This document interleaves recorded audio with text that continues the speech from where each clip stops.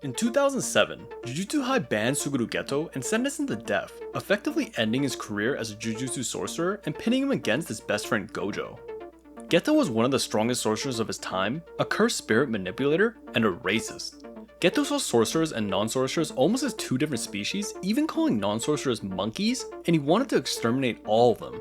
However, this version of Geto wasn't the one that this girl saw. This girl is Riko Amanai, and she was a good friend of Geto and someone that he cared very much about. When Riko first met Geto, he was very proper, kind, and staunch on protecting non-sorcerers. However, because of the crazy whims of some religious fanatics, Geto witnessed the murder of Riko and saw how these fanatics celebrated it. This changed Geto immensely, and he went from someone that fiercely believed that sorcerers should protect non-sorcerers to massacring 112 of them. But how did Geto change from a non-sorcerer protecting hero to a raving racist? Well, it all started when he was a high schooler. When Geto was first seen, he was attending Tokyo Jujutsu High as a second-year student. As a second-year student, Geto was already a master cursed spirit manipulator, a master hand-to-hand combatant, and one of the strongest of his generation. And he probably would have been the strongest of his generation, if not for this guy. This guy is Gojo Satoru, and at birth he was already heralded as the strongest in the world. And as he grew up, he lived up to that title and was literally untouchable. Together, Geto and Gojo were best friends, and they were basically inseparable. However, even though they both had mutual respect for each other and were both incredibly strong, they had very opposing ideals. During a mission to save some fellow Jujutsu High members, Gojo forgot to put a veil around the mission area, allowing non-sorcerers to see the destruction caused by some errant curses. Because of this, both Geto and Gojo were scolded by their teacher, and this led to an argument between them. Gojo didn't see the point of putting so much effort into protecting weaker beings, and with arrogance said that looking after the weak was so exhausting, while Geto firmly believed that the point of society was to protect the weak, and as sorcerers, they had a responsibility to protect non-sorcerers. As the argument went on, it started to get more heated, with Gojo even saying that, quote, Geto was just spouting bullshit to make himself feel better, and it got to the point where both of them were about to fight. However, as they were both about to come to blows, their teacher Yaga interrupted them to assign them a mission. But little did they know, this mission would change their lives forever. The mission that was given to Geto and Gojo was to escort someone to the sorcerer Tengen. Tengen was an important sorcerer that was immortal, responsible for preaching the original foundation for sorcerers, and had created and maintained the barriers that protected Jujutsu High.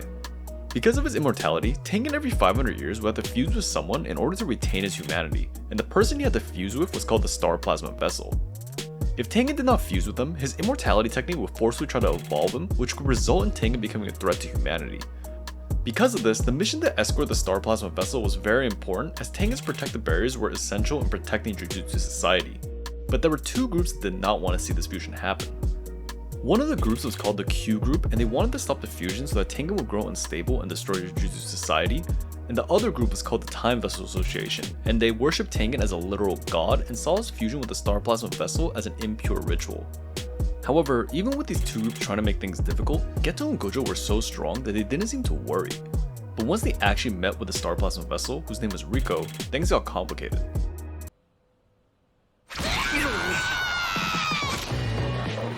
Now, when Geto and Gojo first met Riko, she had been knocked unconscious by some Q group attackers. However, when she woke up, Riko was very spunky and boisterous. When she regained consciousness, she thought that Gojo was a kidnapper and immediately tried to escape, and in quick succession, power slapped Gojo, called him a scumbag, and said, quote, Geto had some weird bangs. Because of this, both Gojo and Geto hilariously started to stretch her out as punishment, but eventually Riko's caretaker Misato intervened and convinced Riko that Geto and Gojo were not kidnappers. Riko's attitude was interesting enough, as she seemed to exude extreme confidence bordering on brattiness, as she constantly bickered with Gojo and Geto and even said that she was happy to fuse with Tengen because her will and soul would live on forever. Riko was so confident that even after having just gone through an attack, she was extremely adamant that she'd go to her school and attend classes. And initially, the plan had been to bring her back to Jujutsu High immediately where it was safer, but Tengen actually requested that the boys let Riko do what she wanted.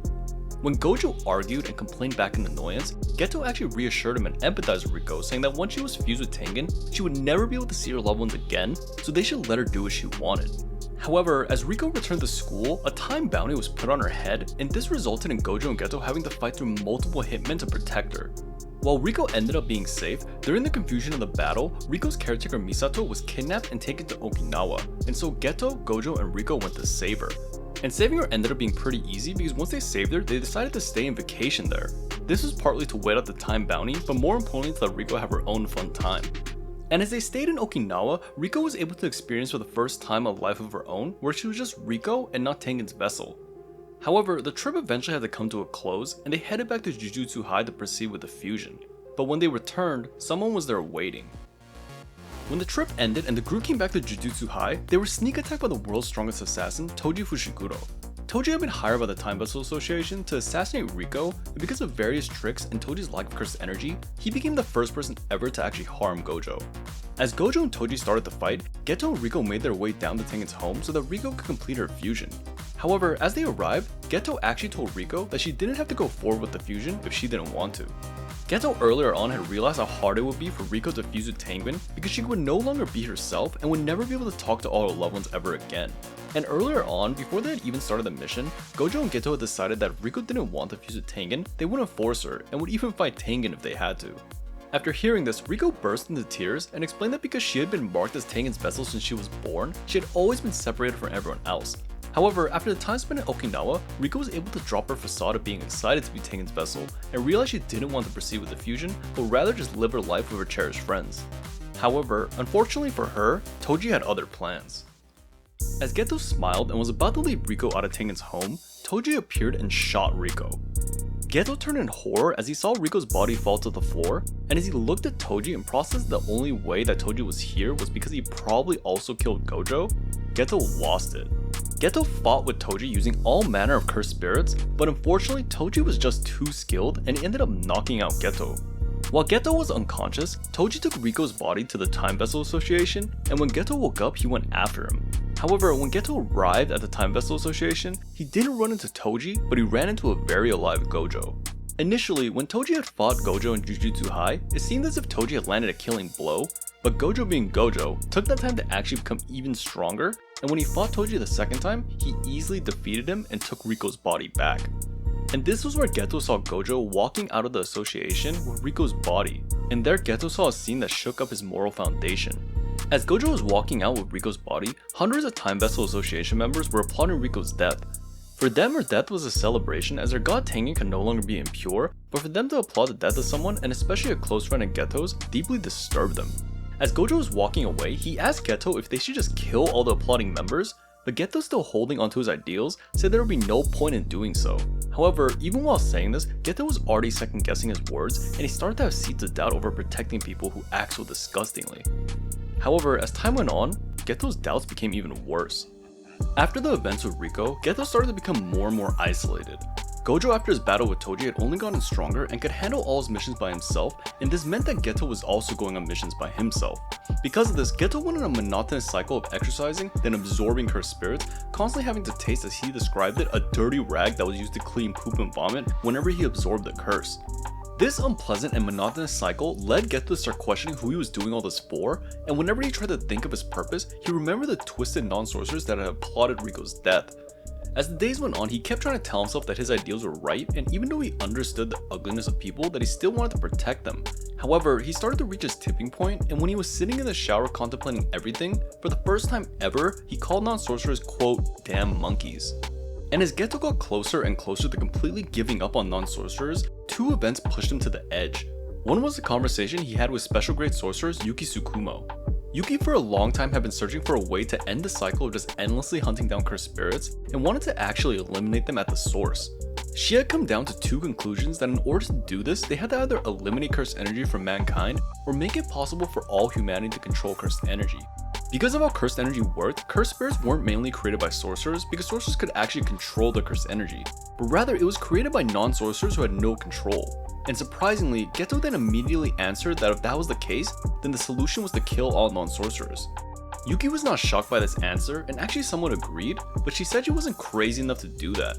However, after hearing Geto's answer, Yuki became curious and asked Geto if he actually hated non-sorcerers, and Geto answered that at this point he didn't know. Geto at this point had two parts, or two wolves, inside him. One part that still believed sorcerers should protect non-sorcerers, and the other part that hated non-sorcerers and saw no value in them, and he didn't know how to truly feel.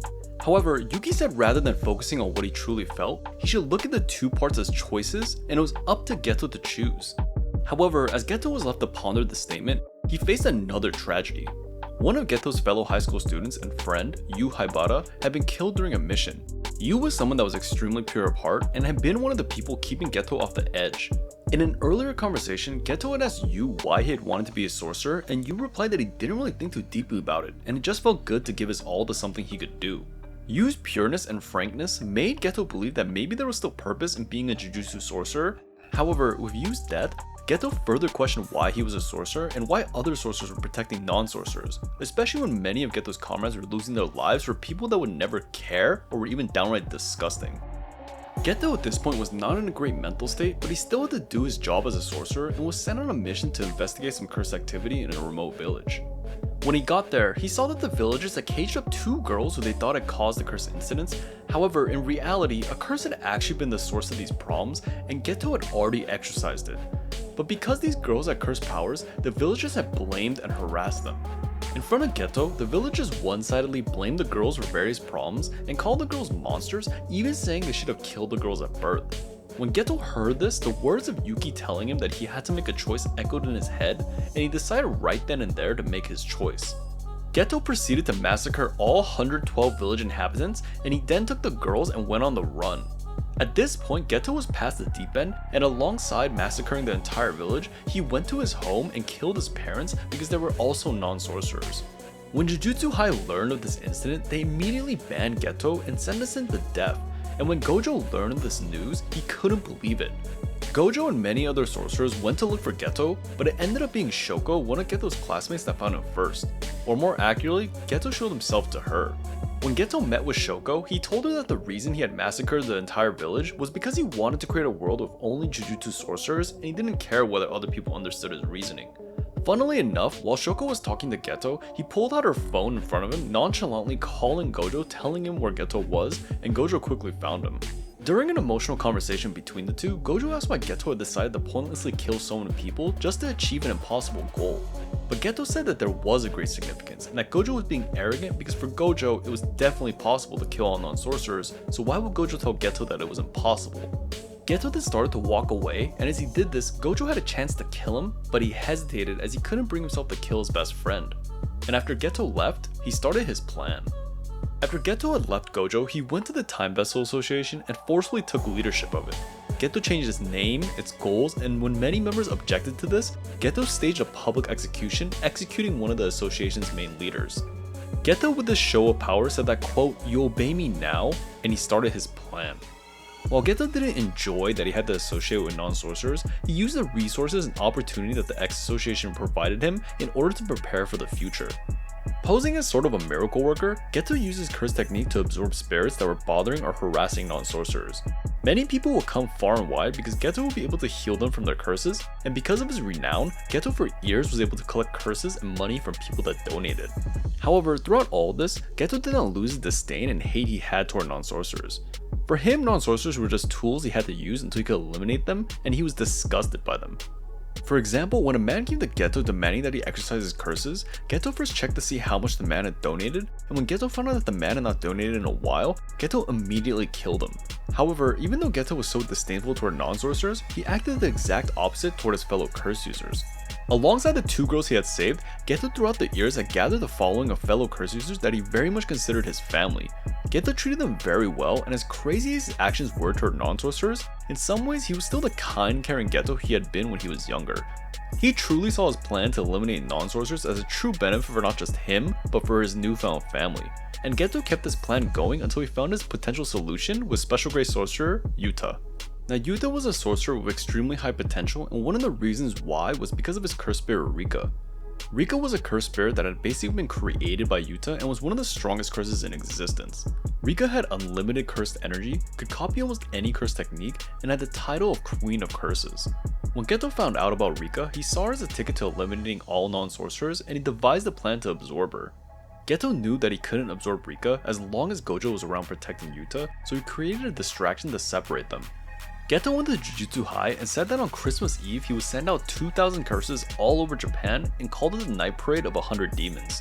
His plan to isolate Yuta ended up succeeding as all the Jujutsu High personnel except for Yuta and some of his classmates went to deal with the parade.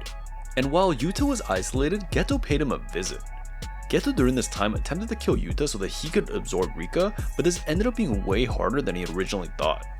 Yuta throughout the battle became stronger and stronger and was keeping up with Geto, so Geto as a last resort pulled out a technique called the Maximum Uzumaki. This technique basically took all of Geto's stored curses and shot as a huge energy blast. However, as Geto shot the Uzumaki, Yuta managed to further unlock Rika's energy and shot an energy blast back in retaliation. And Rika's energy blast ended up being stronger. However, Geto didn't die from the blast, but he ended up losing an arm and was near death. Geto then retreated to an alleyway to try to recoup and escape. However, Gojo found a wounded Geto. Gojo and Geto then proceeded to have one last conversation where Geto revealed that while he still hated non-sorcerers, he had never hated anyone from Jujutsu High. Gojo then had one last heartfelt moment with Geto and then killed him, refusing to give his body up to Jujutsu High. And this was the end of Geto, well, at least the true Geto.